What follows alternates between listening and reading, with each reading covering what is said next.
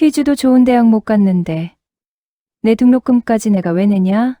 명문대 합격 통지서를 받던 날, 제 인생 최고의 순간이었어야 했습니다. 하지만 그날 밤, 저는 쫓겨났습니다. 한겨울, 짐 몇 개 들고 고시원으로 향하던 그 밤, 저는 몰랐습니다. 고모가 제게서 훔쳐간 것이 단순한 등록금이 아니었다는 걸. 20년간 엄마가 보낸 매달 200만 원, 아버지가 남긴 2억짜리 부동산, 제 명의 보험금 8천만 원, 총 3억 8천만 원. 고모는 제 인생 전부를 훔쳐갔습니다. 안녕하세요, 여러분. 오늘 들려드릴 이야기는 한 소녀가 가족이라는 이름으로 당한 배신과 그 모든 것을 되찾기까지의 치열한 싸움입니다. 이 이야기가 마음에 와닿으신다면 구독과 좋아요 부탁드립니다. 여러분의 작은 응원이 더 좋은 이야기를 만드는 큰 힘이 됩니다. 그럼 시작하겠습니다. 이야기는 제가 10살 때부터 시작됩니다. 어릴 적 제 기억 속 집은 늘 조용했습니다. 낡은 2층 빌라, 말수 적은 아버지, 그리고 저 단둘. 아버지는 건설 현장 인부였습니다. 새벽 5시면 일어나 먼지투성이 작업복을 입고 나가셨죠. 그리고 밤 9시쯤 돌아오시면 말없이 저녁을 드시고 TV를 보시다 주무셨습니다. 아빠, 오늘 학교에서 상 받았어. 그래, 잘했다. 그게 전부였습니다. 칭찬도, 포옹도 없었습니다. 하지만 저는 아버지를 원망하지 않았습니다. 왜냐하면 알았으니까요. 아버지가 얼마나 힘들게 저를 키우고 계신지. 어느 날 밤, 화장실 가려다 아버지 방문 앞을 지나쳤습니다. 문틈으로 신음소리가 들렸습니다. 허리 통증이었습니다. 그날 밤 저는 문 앞에 서서 소리 없이 울었습니다. 아버지가 들을까봐. 그렇게 저는 마음속으로 다짐했습니다. 아버지처럼 강해져야지. 힘들어도 내색하지 말아야지. 하지만 그 약속을 지킬 시간은 충분하지 않았습니다. 고등학교 2학년 여름방학. 아버지는 공사장에서 추락사고를 당하셨습니다. 병원으로 달려갔을 때 아버지는 이미 의식이 없었습니다. 뇌출혈이 심합니다. 각오하세요. 사흘 뒤 아버지는 깨어나지 못하셨습니다. 장례식장은 너무 조용했습니다. 오는 사람도 많지 않았습니다. 그중 유일하게 눈에 띄는 사람이 있었습니다. 아버지의 여동생, 고모였습니다. 수연아, 많이 울었구나. 이제 어쩌려고. 고모는 제 어깨를 두드리며 한숨을 쉬었습니다. 걱정 마. 우리 집에서 살면 돼. 혼자 어떻게 살아? 저는 고개를 끄덕였습니다. 그게 제가 할 수 있는 전부였으니까요. 그때 저는 몰랐습니다. 그게 지옥의 시작일 줄은. 고모 집은 서울 변두리 30평대 아파트였습니다. 고모부는 중견기업 과장이었고 고모는 집에서 인터넷 쇼핑몰을 운영했습니다. 그리고 저와 동갑인 사촌 희주가 있었습니다. 언니, 이게 내 방이야. 희주가 안내한 곳은 베란다 옆 다용도실이었습니다. 좁고 창문도 작고 곰팡이 냄새가 났습니다. 하지만 저는 불평하지 않았습니다. 그래도 갈 곳이 있는 게 어디야. 처음 며칠은 괜찮았습니다. 고모도 따뜻하게 대해줬고 희주도 친절했습니다. 하지만 딱 일주일. 수연아, 아침 식사 준비 좀 해줄래? 고모 바빠서. 그게 시작이었습니다. 수연아, 설거지 내가 해. 희주는 학원 가야 하니까. 수연아, 빨래 널어놔. 고모 허리 아파. 수연아, 청소기 돌려. 희주 공부하니까 조용히. 하나씩 둘씩. 집안일이 제 몫이 됐습니다. 아침 6시에 일어나 밥을 하고 학교 가기 전 청소를 하고 학교에서 돌아오면 저녁 준비를 하고 설거지, 빨래, 빨래 개기, 화장실 청소. 주말에는 대청소였습니다. 희주는 그 옆에서 핸드폰만 만지작거렸습니다. 언니, 물 좀 갖다 줘. 언니, 내 방 정리 좀 해줘. 언니, 편의점 다녀와. 과자 사오고. 언니, 그 호칭이 점점 무거워졌습니다. 어느 날 밤, 설거지를 하다가 고모와 고모부의 대화를 우연히 들었습니다. 여보, 수연이 공부는 잘하네요. 그러게, 전교 10등 안에 든대. 우리 희주는 성적이 0. 수연이 덕분에 집안일은 편해졌잖아. 그걸로 됐지 뭐. 덕분에. 저는 그 단어가 칼처럼 가슴에 꽂혔습니다. 하지만 저는 참았습니다. 조금만 더. 대학만 가면 독립할 수 있어. 그렇게 1년이 지났습니다. 고등학교 3학년이 됐습니다. 저는 미친 듯이 공부했습니다. 새벽 4시에 일어나 집안일 끝내고 학교 가기 전 1시간 공부. 학교 끝나고 밤 12시까지 책상 앞. 잠은 하루 4시간. 주말도 없었습니다. 희주는 정반대였습니다. 공부는 싫어했고 성적은 중하위권. 학원도 대충 다니고 집에 오면 유튜브만 봤습니다. 수연이 언니는 공부만 하네. 재미없겠다. 희주가 친구들에게 카톡 보내는 걸 봤습니다. 언니가 대학 잘 가봤자 우리랑 무슨 상관이야 크크. 그 메시지를 본 순간 저는 알았습니다. 이 집에서 저는 가족이 아니라는 걸. 하지만 저는 더욱 이를 악물었습니다. 좋아. 명문대 가서 여길 박차고 나갈 거야. 그리고 드디어 수능 날이 왔습니다. 수능이 끝났습니다. 성적이 나왔습니다. 저는 명문대 경영학과에 합격했습니다. 서울 소재 상위 5% 대학이었습니다. 반면 희주는 경기도 전문대에 겨우 합격했습니다. 합격 통지서를 받던 날, 저는 처음으로 웃었습니다. 이제 제 인생을 살 수 있겠구나. 그날 저녁, 저는 고모에게 조심스럽게 말했습니다. 고모, 등록금이 350만 원인데 대출 좀 도와주실 수 있을까요? 제가 알바해서 갚을게요. 고모는 TV를 보다가 고개를 돌렸습니다. 수연아, 잠깐 나와봐. 거실에는 고모와 고모부가 앉아 있었습니다. 분위기가 심상치 않았습니다. 고모가 입을 열었습니다. 수연아, 미안한데 내 대학 등록금은 못 내줄 것 같아. 네, 희주도 좋은 대학 못 갔잖아. 전문대 등록금도 만만치 않아. 근데 내 등록금까지 내가 왜 내냐? 저는 말문이 막혔습니다. 그럼 대출 보증이라도. 그것도 안 돼. 우리도 형편이 어려워. 그리고 수연아, 고모가 차갑게 말했습니다. 이제 독립해야 할 것 같아. 너도 성인이잖아. 언제까지 우리 집에서 얹혀 살래? 얹혀 살다. 2년간 집안일 도우미로 일한 제게 던진 말이었습니다. 내일까지 짐 싸. 방 비워야 돼. 희주 친구가 자주 놀러 오는데 방이 필요하거든. 그날 밤 저는 쫓겨났습니다. 한겨울, 영하 10도. 짐 몇 개 챙겨서 집을 나왔습니다. 희주는 문 뒤에서 슬쩍 저를 보더니 고개를 돌렸습니다. 아무 말도 없었습니다. 그날 밤 저는 언덕 위 고시원에 들어갔습니다. 보증금 50만 원, 월세 25만 원. 아버지 보험금 일부러 간신히 계약했습니다. 방은 3평도 안 됐습니다. 침대 하나, 작은 책상 하나, 창문은 제대로 열리지도 않았습니다. 하지만 이상하게도 저는 조금 행복했습니다. 처음으로 눈치 보지 않아도 되는 공간이었으니까요. 하지만 등록금 문제는 여전했습니다. 편의점, 음식점, 전단지 돌리기. 닥치는 대로 알바를 했습니다. 하지만 350만 원을 모으기엔 턱없이 부족했습니다. 그러던 어느 날 고시원 게시판에 붙은 공고를 발견했습니다.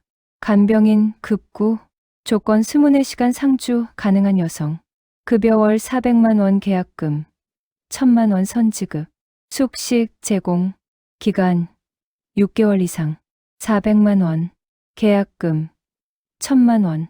그 돈이면 등록금을 낼 수 있었습니다. 저는 떨리는 손으로 전화를 걸었습니다. 면접은 강남의 고급 빌딩에서 진행됐습니다.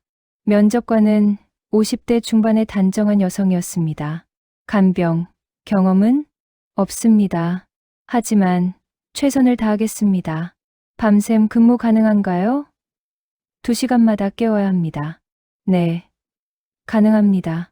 면접은 10분 만에 끝났습니다. 합격입니다. 내일부터 출근하세요. 계약금은 오늘 드리겠습니다. 다음 날, 저는 처음으로 그 집에 들어갔습니다. 서울 성북동 언덕 위, 거대한 철문을 지나 들어간 저택. 정원은 축구장만 했고, 집은 호텔처럼 컸습니다. 재벌 가구나.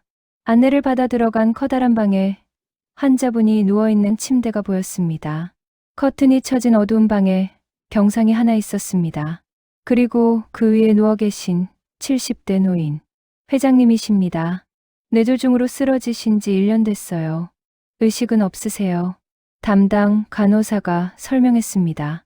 제 일은 명확했습니다. 2시간마다 체위 변경, 식사 보조, 청결 유지, 밤에도 깨어서 상태 확인. 잠다운 잠은 잘 수 없었습니다. 하지만 괜찮았습니다. 처음으로 제 힘으로 제 인생을 이어가고 있었으니까요. 일주일쯤 지났을 때였습니다.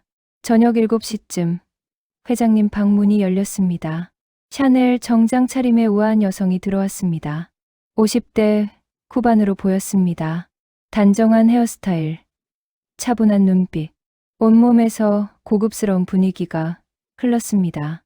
회장님 상태는 어떤가요? 안정적이십니다.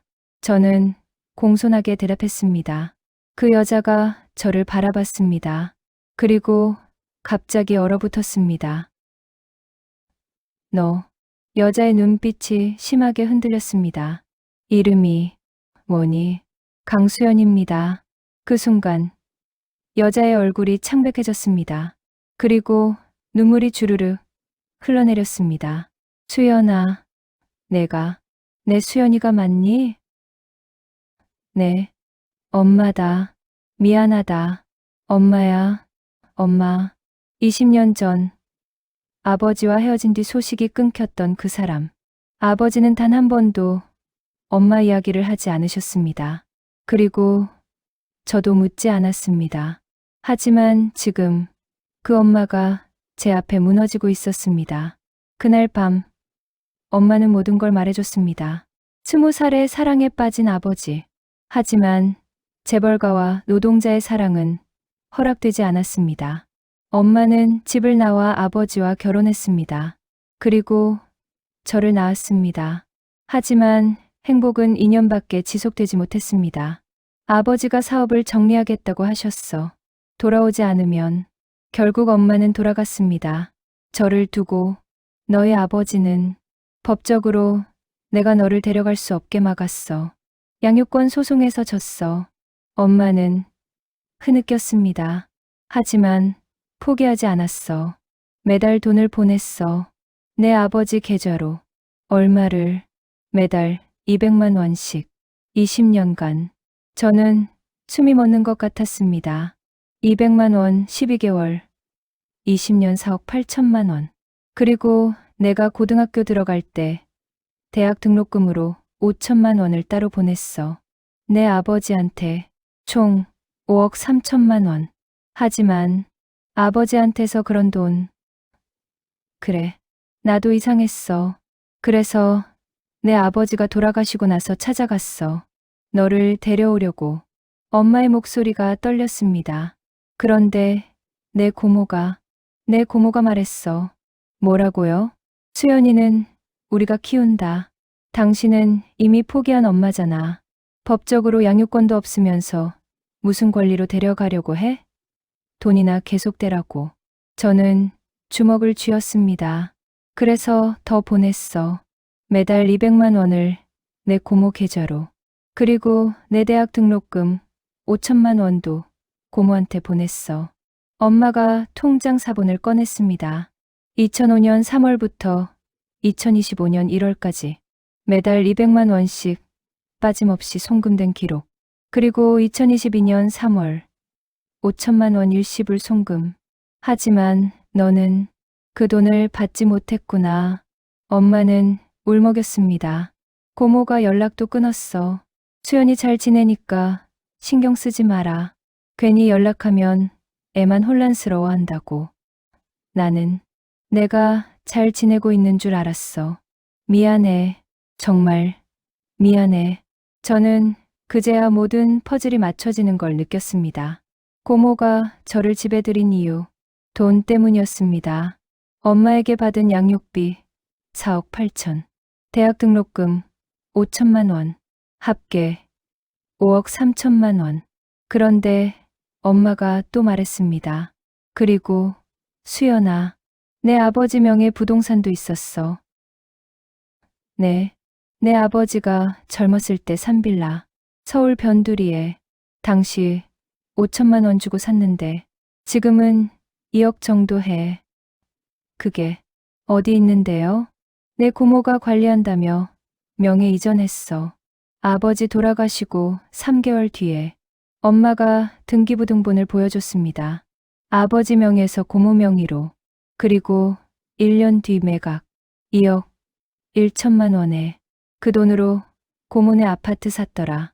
엄마가 덧붙였습니다. 그리고 4명의 산재 보험금도 8천만 원 나왔을 거야.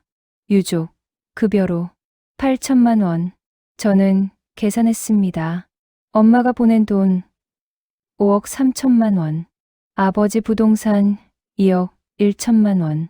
산재 보험금 8천만 원. 총 8억 2천만 원. 하지만 엄마가 고개를 저었습니다. 수연아, 그중 일부는 실제로 내 양육비로 쓰였을 거야. 고모가 너 밥 먹이고 재운 건 사실이니까. 하지만 최소한 3억 8천만 원은 내 몫이었어. 대학 등록금 5천, 부동산 2억, 보험금 8천. 그리고 최근 5년간 양육비 1억 5천, 3억 8천만 원. 고모가 제게서 훔쳐간 금액이었습니다. 엄마가 제 손을 꽉 잡았습니다. 이젠 내가 참을 이유 없어. 다 되찾자. 내 것을 다. 그 후일은 빨랐습니다. 엄마는 대형 로펌 변호사를 선임했습니다. 그리고 모든 증거를 모았습니다. 엄마가 고모에게 송금한 20년치 기록, 아버지 명의 부동산 이전 및 매각 기록, 제 명의 산재 보험금, 수령 내역, 고모 명의 아파트 구매 시기와 금액, 모든 증거가 명백했습니다. 변호사는 말했습니다. 횡령, 밑배임 혐의가 명확합니다. 형사 고소와 민사 소송 동시 진행 가능합니다. 고모에게 내용 증명이 발송됐습니다. 사흘 뒤 고모에게서 전화가 왔습니다. 수연아, 오해야. 내가 너 잘 되라고 모아둔 거야. 법원에서 말씀하세요. 수연아, 내가 너 2년간 키웠잖아. 밥 먹이고 재웠잖아. 그게 다 돈이야. 그 2년간 저는 가정부로 일했습니다. 최저임금으로 계산해도 2,400만 원 받아야 하는데요. 고모는 말문이 막혔습니다. 그리고 고모, 엄마가 보낸 양육비는 제가 받았어야 할 돈입니다. 고모, 생활비 아니에요. 저는 전화를 끊었습니다. 그리고 희주에게서도 카톡이 왔습니다. 언니, 우리 가족이잖아. 이러지 마. 엄마가 잘못했어. 나는 몰랐어. 저는 답장했습니다. 희주야, 너 고3 때 친구한테 보낸 카톡 기억나? 수연이 언니가 대학 잘 가봤자 우리랑 무슨 상관이야, 크크. 그거 복구됐어. 증거로 제출할게. 희주는 더 이상 연락하지 않았습니다. 재판이 시작됐습니다. 고모는 끝까지 발뺌했습니다. 관리해준 겁니다. 수연이 성인 되면 줄 생각이었어요. 제 돈으로 키웠는데 뭐가 문제입니까? 오빠 딸인데 당연히 도와줘야죠. 하지만 증거는 명확했습니다. 판사가 판결문을 읽었습니다. 피고는 피해자의 법정 대리인도 아니면서 피해자 명의 재산을 무단으로 사용하고 피해자 친모로부터 송금받은 양육비를 개인 용도로 사용한 것이 명백합니다. 피고는 피해자에게 원금 3억 8천만 원과 지연이자를 즉시 반환할 것을 명합니다. 또한 형사적으로 횡령 및 사기 혐의가 인정되어 징역 1년 6개월, 집행유예 3년을 선고합니다. 고모는 법정에서 무너졌습니다. 판사님, 저도 힘들었어요. 제 딸도 키워야 하는데. 수연아, 미안해. 제발, 합의해줘. 하지만 저는 돌아보지 않았습니다. 제가 되찾은 건 단순한 돈이 아니었습니다. 제 인생이었습니다. 제가 가질 수 있었던 선택권이었습니다. 총 3억 8천만 원. 저는 그 돈으로 밀렸던 대학 생활을 제대로 시작했습니다. 등록금을 내고 책을 사고 제대로 된 원룸을 얻었습니다. 그리고 엄마와 함께 새 집으로 이사했습니다. 강남의 작은 아파트. 넓지는 않았지만 햇살이 잘 들었습니다. 수연아, 저녁 먹자. 네, 엄마. 20년 만에 부르는 그 호칭. 여전히 어색했지만 점점 익숙해졌습니다. 대학 생활은 행복했습니다. 동아리도 들고 친구도 사귀고 제대로 된 20대를 즐겼습니다. 졸업 후 저는 좋은 회사에 취직했습니다. 엄마 회사는 아니었습니다. 제 실력으로 들어간 곳이었습니다. 가끔 고모 생각이 납니다. 미워하느냐고 묻는다면 글쎄요. 다만 용서하지는 않습니다. 고모는 제게서 많은 걸 빼앗아갔습니다. 하지만 동시에 가르쳐줬습니다. 착하다고 해서 좋은 일만 일어나는 게 아니라는 것. 참는다고 해서 인정받는 게 아니라는 것. 가족이라는 이름도 때로는 가장 날카로운 칼이 된다는 것. 그래서 저는 이제 압니다. 참는 것이 미덕이 아니라는 걸. 스스로를 지키는 것이 진짜 용기라는 걸. 그리고 가장 중요한 것. 제 인생의 주인은 저 자신이라는 것. 오늘도 저는 당당하게 제 삶을 살아갑니다. 과거에 머무르지 않고 누군가의 그림자가 아니라 제 이름으로. 엄마는 가끔 말합니다. 수연아, 내가 자랑스러워. 그 말이 세상 어떤 상보다 값집니다. 만약 이 이야기를 듣고 계신 누군가가 지금 힘든 상황에 계시다면 이것만은 기억해 주세요. 참는 게 답이 아닙니다. 당신의 권리를 지키는 것. 그것이 진짜 강함입니다. 그리고 언젠가는 진실이 밝혀집니다. 정의는 늦을 수 있어도 오지 않는 법은 없으니까요. 오늘 이야기가 여러분께 작은 위로와 용기가 되었기를 바랍니다. 구독과 좋아요, 알림 설정 부탁드립니다. 여러분의 응원이 더 좋은 이야기를 만드는 힘이 됩니다. 다음 이야기에서 또 만나요. 감사합니다. 본 이야기는 창작 드라마입니다. 실제 인물, 단체, 사건과는 무관하며 교훈적 메시지 전달을 목적으로 각색된 허구의 이야기임을 밝힙니다.